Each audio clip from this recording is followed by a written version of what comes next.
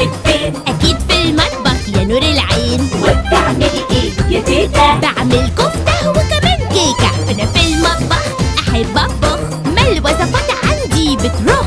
سجلي عندك يا حياتي معلوماتي وتركاتي. تيتا زكية في المطبخ برعاية أولاد رجب، الموسم الثاني من موسوعة تيتا زكية. تيتا زكية في المطبخ.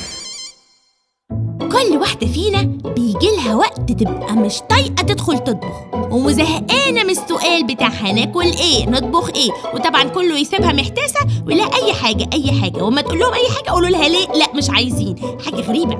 عندي ليكي تركة حلوة لليوم المعروف ده. الحل هو التونة من أهم المصادر بتاعة الأوميجا 3، ودي حاجة أساسي في الجسم واللي هي مسؤولة عن الذكاء والكبد والأعصاب والقلب. والأكلة دي تعتبر أهم أكلة أصلا هتاكلوها طول الأسبوع، لأن فيها زيتون وفيها فلفل وبصل وليمون وكلها حاجات مفيدة جدا بجد. يا ريت الأسبوع كله يبقى تونة، كل الستات هيتظبطوا. لا وإيه، كله فريش كده، حاجة خفيفة وما تقلش. التونة أكلة بتفرفش. يلا بقى هوبا فزورة.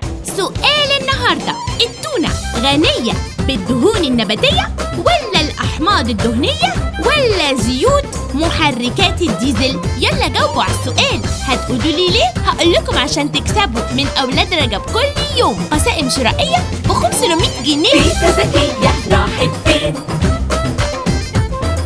وبتعملي ايه يا تيتا؟